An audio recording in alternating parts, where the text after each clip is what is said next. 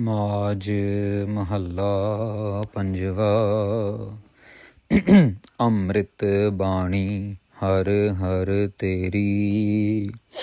ਧੰਨ ਧੰਨ ਗੁਰੂ अर्जुन देव जी महाराज, बाणी के बोहित, बाणी के जहाज, जिनको वर मिला गुरु अमरदास जी महाराज से कि ये अथाह बाणी जो है उच्चारण करेंगे, और उन्होंने की और हमारी कलयुगी जीवों के उद्धार के लिए हमारे तक पहुंचाई। माज राग में सात संग जी शब्द उच्चारण कर रहे हैं। 103 अंग पे शब्द सुशोभित है। इस शब्द के अंदर गुरु महाराज बाणी की ही महत्वता और अकाल पुरख वाहिगुरु जी के साथ समझ लो कि उनकी भक्ति का या उनको मानने का क्या क्या फ़ायदा है, ये इस शब्द में उच्चारण कर रहे हैं। ऐसी बातें सुन के, ऐसी बातें समझ के, ऐसी बातें बार बार हमारे मन में जो है वो जब तक टकराती रहेंगी तो घर कर जाएंगी। नहीं तो हम कलयुगी जीव हैं साथ संगत जी, 1 मिनट नहीं लगता और हमें जो है माया के प्रभाव में हम डोलना शुरू कर देते हैं। तो गुरु महाराज बार बार गुरबाणी उच्चारण करके हमें समझा रहे हैं। अमृत बाणी हर हर तेरी। हे महाराज, हे अकाल पुरख वाहिगुरु जी, हर हर 2 बारी वचन किया साध संगत जी। ये 2 बारी का मतलब कि जो आपकी बाणी है वो अमृत रूप है, वो दिन में भी अमृत रूप है, वो रात को भी अमृत रूप है। ये 2 बारी हरि हरि उच्चारण, हर हर उच्चारण किया, ये इसका तात्पर्य बहुत सारे अर्थ बन जाते हैं कि ये दिन में भी, रात में भी, ये खुशी में भी, गमी में भी, ये अमृत रूप ही है। ये समझ लो अमीरी में भी, गरीबी में भी अमृत रूप ही है आपकी बाणी हमारे लिए। ऐसा नहीं कि जब हम उदास होंगे तो दारू की बोतल पकड़ लेंगे और जब खुश होंगे तो हम मौज मस्ती करेंगे। नहीं, ऐसा नहीं साध संगत जी। आपकी हे अकाल पुरख वाहिगुरु जी, परमेश्वर जी, आपकी बाणी हमेशा सदा ही अमृत रूप है। सुन सुन होवे परम गत मेरी। महाराज कह रहे हैं उसको सुन सुन के मेरी गति हो रही है। एक तो होती है साध संगत जी गति होना, एक होता परम गत होना, कि परम गति मतलब अकाल पुरख वाहिगुरु जी में अभेद हो जाना। महाराज कह रहे हैं सुन सुन, अब जैसे हम भी सुन रहे हैं तो साध संगत जी, इसलिए वाणी को सुनने का महत्व बहुत ज़्यादा है। बहुत सारे महापुरुष ऐसे हुए, आज भी हैं, जो 24 घंटे गुरबाणी को सुनते ही रहते हैं। भले ही और भी काम कर रहे होंगे, कहीं पे ध्यान होगा, लेकिन गुरबाणी सुनते रहेंगे। ऐसे ही एक महापुरुष संत बाबा ठाकुर सिंह जी हुए, दमदमी टकसाल के। तो ऐसा देखा गया, वो भी अभी कुछ समय पहले 2004 में ही उन्होंने अपना शरीर शांत किया। तो मॉडर्न टाइम में बहुत संगतों ने देखा और सुना, समझा, परखा कि वो ऐसे महापुरुष थे कि 24 घंटे उनके साथ कोई ना कोई सिंह रहता। क्योंकि पुराना समा साध संगत जी, अभी इतने ये मोबाइल फ़ोन रिकॉर्डिंग इतनी ज़्यादा नहीं प्रचलित थी उन दिनों में। तो कैसेटों का ज़माना था, ये कंप्यूटर अभी इतने ज़्यादा नहीं थे हिंदुस्तान में ख़ास तौर पे। तो गुटका साहिब लेके कोई ना कोई सिंह उनको गुरबाणी सुनाता रहता, और वो सिंह जो था वो ऊपर बैठता, मतलब महापुरुषों से, और महापुरुष खुद जो है वो नीचे ज़मीन पे बैठते या गुरबाणी पढ़ने वाले से नीचे बैठते। फिर महापुरुषों के पैरों की तरफ नहीं उसको बिठाते सिंह को, महापुरुष अपने सिरहाने वाली तरफ, अपने सिर की तरफ उनको बिठाते। अगर मान लो महापुरुष लेटे हुए हैं, क्योंकि बुजुर्ग अवस्था में भी ये प्रतिक्रिया चलती रही, और तो अभी लेटे भी हुए हैं। वैसे तो आमतौर पे बैठे रहते थे गुरबाणी के सत्कार में, क्योंकि गुरबाणी पढ़ रहा है तो हम लेटे ना। पर अगर कभी थकावट है, थोड़ा बहुत आराम करना है, तबीयत का थोड़ा मिजाज नहीं ठीक, तो फिर अपने सिरहाने वाले पासे बिठाते थे, और सिंह एक एक करके 1 घंटा 2 घंटा ऐसे 1 घंटे की रौल लगा ली, 2 घंटे की रौल लगा ली, भी एक सिंह ने पढ़ लिया, उसके बाद फिर दूसरे ने पढ़ लिया, फिर तीसरे ने पढ़ लिया, फिर चौथे ने, ऐसे करते करते सिंह उनको गुरबाणी सुनाते थे। तो साध संगत जी, सुन सुन होवे परम गत मेरी। अब इसी पंक्ति को अगर पकड़ लिया जाए ना, सारी ज़िंदगी में कोई पूछे हमसे कि भैया आपकी ज़िंदगी का एम क्या है, तो हमारी ज़िंदगी का तो एम है जी, हमने बाणी सुननी है। भाई क्यों सुननी है? क्योंकि हमें परम गति चाहिए। हमें कुत्ती बिल्ली की तरह ये कोई सड़क पे मर गया कोई, हमें 84 लाख जूनों में नहीं भटकना। हमें तो सिर्फ और सिर्फ परम गति चाहिए, अकाल पुरख वाहिगुरु जी के चरणों में जगह चाहिए, फिर इसीलिए हम बाणी सुन रहे हैं। अच्छा, आप कैसे कह सकते हो भाई? गुरु अर्जन देव जी महाराज ने वचन किए हैं, तो जब भी कोई रेफरेंस मांगे तो 103 अंग पे ये रेफरेंस दे देना चाहिए कि भैया बाणी सुनने का लाभ क्या है। कोई कभी क्यों सुनते हैं, ऐसे कई हैं दकियानूसी लोग हैं जो क्या ज़रूरत है सुनने की, मेहनत करनी चाहिए, अपने मेहनत से कमाना चाहिए, ये करना चाहिए, वो करना, बाणी सुनने में ऐसा नहीं कुछ फ़ायदा, ये ऐसे हैं लोग, निंदक लोग हैं, ऐसे हैं। पर ये पंक्ति उनको शायद नहीं समझ आती कि गुरु अर्जन देव जी महाराज अगर ये पंक्ति लिख रहे हैं, उच्चारण कर रहे हैं, तो इसका मतलब ये पंक्ति 100% सत्य है और हमें इसको आंखें बंद करके मान लेना चाहिए। जलन महाराज, और क्या क्या होता है बाणी से, आपकी अमृत बाणी से? जलन तो महाराज जवाब देते हैं, जलन बुझी शीतल होए मनुआ, सतगुर का दर्शन पाए जियो। जैसे जैसे मैं सतगुरु श्री गुरु ग्रंथ साहिब महाराज जी के दर्शन करता हूँ, जैसे जैसे मैं धन धन गुरु रामदास महाराज जी के दर्शन करता हूँ, जलन बुझी, जो मेरे अंदर आग लगी हुई है ना, जो काम क्रोध लोभ मोह विषय विकारों की जो आग लगी है, ईर्खा द्वैत निंदा चुगली की जो आग लगी है, वो बुझ जाती है। शीतल होए मनुआ, मेरा मन जो है ठंडा हो जाता है, शांत हो जाता है। सतगुरु का दर्शन पाए जियो। इसीलिए साध संगत जी एक मैजिक है। जैसे ही आप गुरुद्वारा साहब में एंटर होंगे ना, जैसे ही आप अंदर कह लो कदम रखेंगे, ऐसा मन पकड़ लेते हैं गुरु ग्रंथ साहब जी महाराज, क्योंकि वो खुद साक्षात्कार अकाल पुरख जी का रूप हैं। इसीलिए इतनी शक्ति के मालिक हैं कि सड़ता बलता इंसान भी आएगा ना, मन में काम भरा होगा, मन में क्रोध भरा होगा, लेकिन आए सच्चे मन से, आए त्याग की भावना से आए, अपनी चतुराइयाँ अपने ज्ञान को ना प्रगटा के आए कि मैं बहुत बड़ा हूँ, मैं इतना बड़ा चौधरी हूँ, नहीं, ऐसे नहीं, प्रेम बिरती से आए। और निम्रता सिर्फ साध संगत जी ऐसा नहीं कि मुंह में निम्रता हो या नहीं आँखों में बस ऐसी नीची कर लिया है बड़ा, नहीं, मन से निम्रता हो साध संगत जी, मन के अंदर वो भाव हो। मैं आपको एक वाक्या बताता हूँ। एक महापुरुष हुए ये हैदराबाद की तरफ, और वो महापुरुष मतलब बड़ी ही कमाल की बिरती वाले थे, पढ़े लिखे भी थे, लेकिन अपना दिन में इन्होंने अपना कामकाज करना, परिवार के साथ रहना और वापस आके स्नान पानी करके बैठ जाना चौंकड़ा मार के और अपने जाप में लगे रहना। फिर उनको रात को खाना वाना दे दिया जाता था और फिर अपने जाप में ही रहते थे। जब उनका मन करा थोड़ा आराम किया, फिर अगले दिन काम पे चले गए। बहुत ज़्यादा किसी से बातचीत नहीं करते थे और बहुत ज़्यादा मतलब कह लो कि पब्लिक नहीं थे, मतलब छुपी हुए थे ज़्यादा। तो एक उन्हीं के परिवार में से ना, मतलब चाचा तायों के परिवार में से, तो एक बच्चा एक लड़का उनसे प्रभावित हुआ। छोटा सा बच्चा था, 6, 7, 8 साल की उम्र में बताते हैं। तो हम आज से तकरीबन 2 साल पहले हैदराबाद गए थे एक प्रोजेक्ट के सिलसिले में। तो वहाँ पे हमें उनसे मिलने का मौका मिला और ये बात मतलब उनके बारे में पता लगी। तो ये छोटा सा बच्चा साथ संगत जी 7-8 साल का, जब ये स्कूल से आए ना और स्कूल से आके अपना इसने ट्यूशन जो भी करनी कर ली, जैसे ही इसको पता लगे कि भाई वो मेरे अंकल आ गए हैं घर पे, तो ये मिलने के लिए दौड़ के आ जाया करे।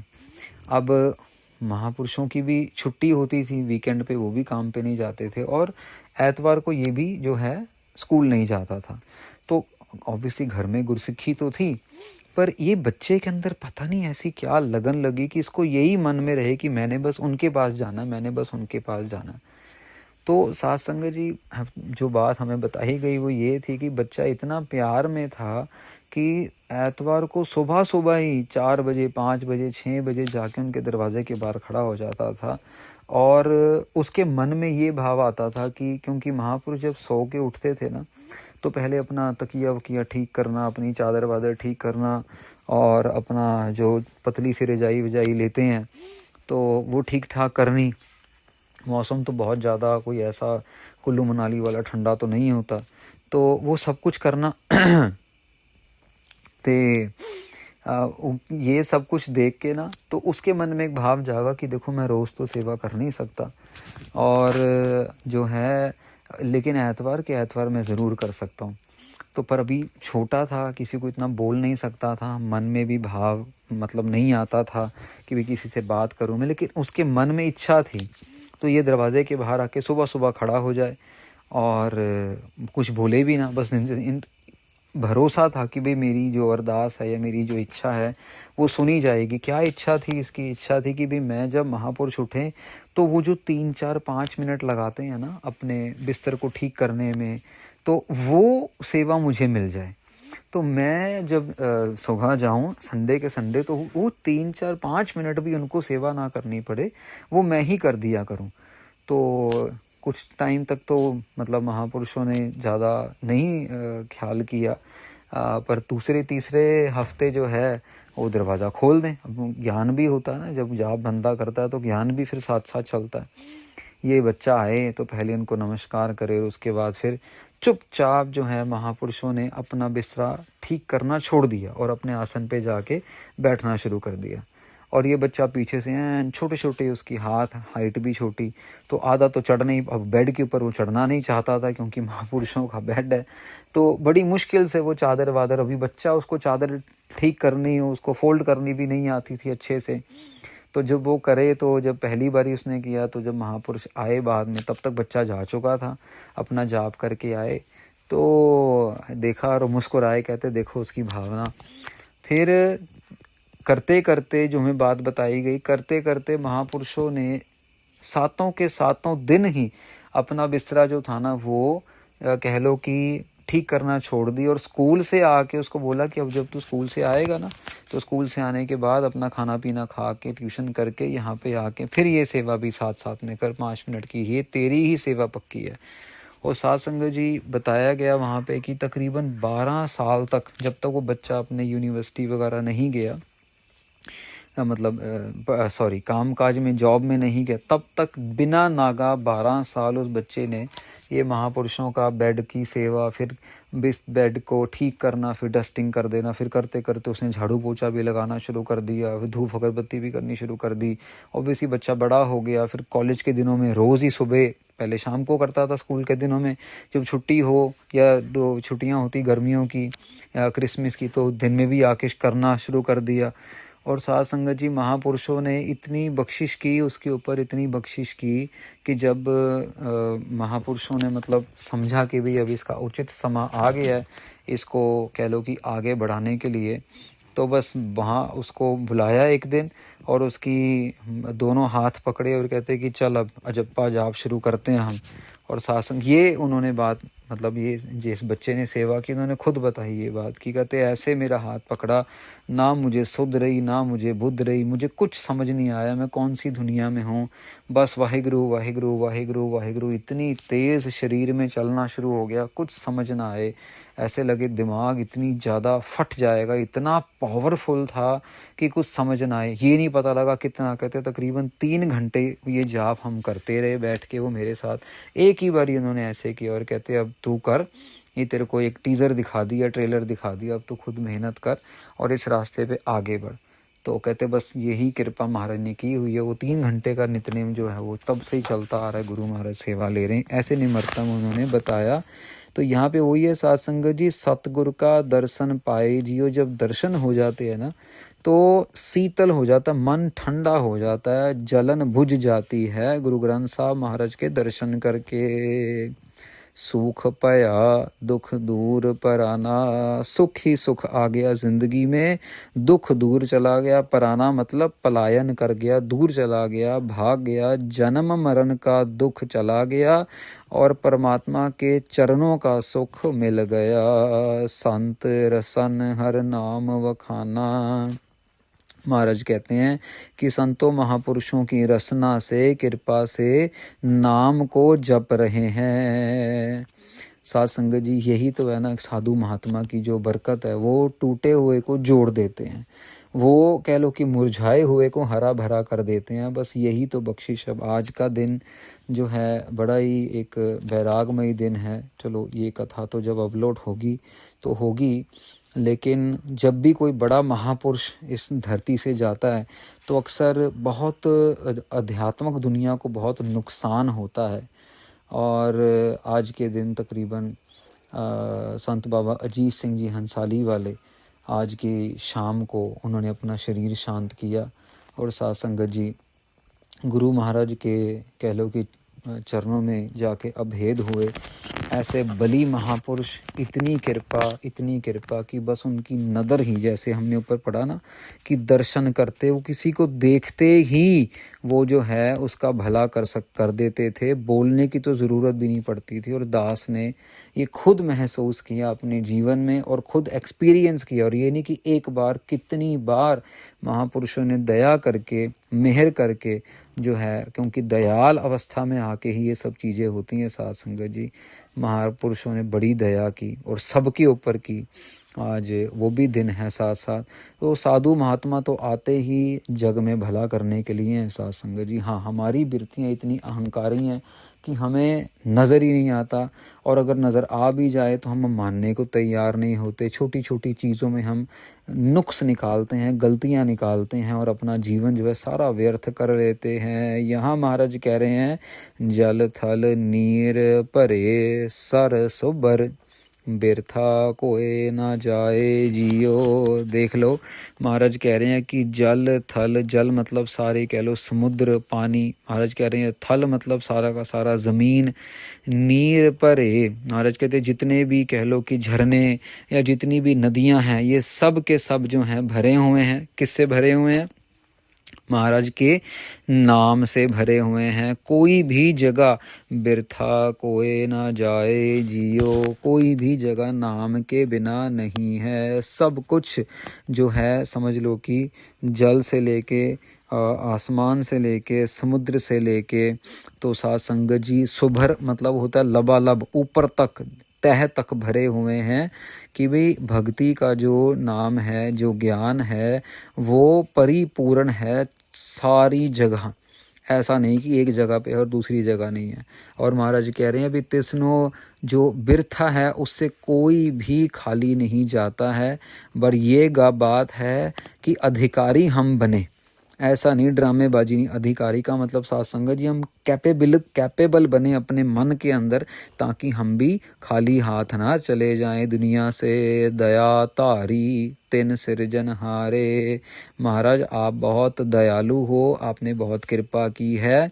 आपने सब कुछ बना दिया है, छोटे और बड़े सब जीव आप सबकी प्रतिपालना कर रहे हो। बनाने के बाद जी जंत सगले प्रतिपारे, सारे जीवों की प्रतिपालना कर रहे हो। साथ संगत जी जैसे एक माँ है अपने बच्चों की तो प्रतिपालना अच्छे से करेगी, लेकिन शायद पड़ोसियों के बच्चों को इतने अच्छे से नहीं देखेगी। लेकिन ये अकाल पुरख वाहिगुरु जी सारे जीवों की प्रतिपालना एक बराबर कर रहे हैं। हाँ, अपने अपने कर्मों का लेखा जोखा हिसाब किताब है हमें भुगतना पड़ता है, वो अलग बात है।